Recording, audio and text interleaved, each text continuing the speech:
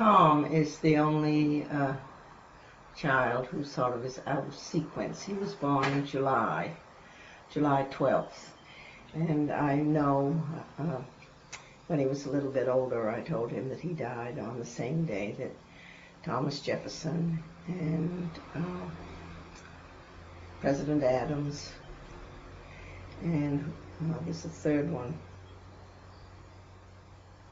Well, I can't recall now who the third one is, but that he was born, and so he was essentially a birthday present to the whole nation, because everybody was celebrating July 12th, the birthdays of those former presidents. And that was he always got a lot of fun out of that. And I always remember it too. And I remember all of the birthdays. So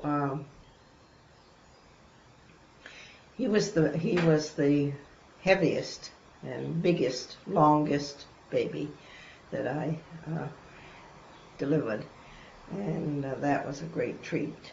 He seemed grown up right from the very beginning.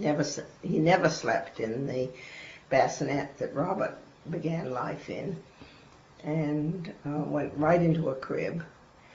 And I remember so well being glad of those harnesses that I used, because he used to, the first day that I had been home, I went in and he had crawled way up to the corner of the crib and was face down in the corner of the crib, and I thought, oh my gosh, can't have that.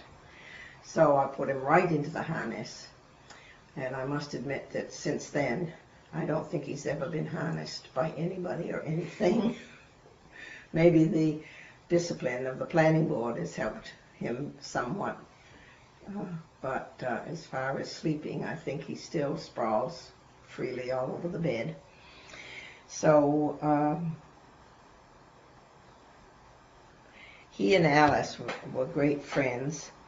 Alice was a senior when she was a senior when the twins were born, and so she was had just started high school or the transfer to Buckingham, Brown and Nichols. No, not Buckingham, Beaver Country Day. So I would take Tom with me every time I would drive in the afternoon to get to pick up Alice. And we would go by the Coca-Cola plant on 128, and one Christmas they had on the roof of their building, they had a huge statue of Santa Claus. So every afternoon when we would go to get Alice, he would say, "Where's Santa Claus? Where's Santa Claus?" I think that they were about the first words he ever said. And I said, "In the chimney, on the roof." So we'd come around the corner where the Coca-Cola plant is still visible, but not as visible. And there would be the Santa Claus figure. And so from then on, he would never say a word until we got Alice. And then we would come back home again, and as soon as we got near the Coca-Cola plant, "Where's Santa Claus? Where's Santa Claus?" "It's on the roof, on the roof." Oh, and then we'd see him. Great clapping.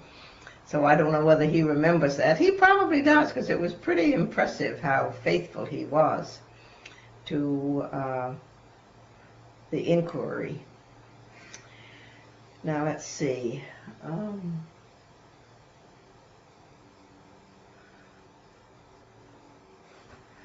He was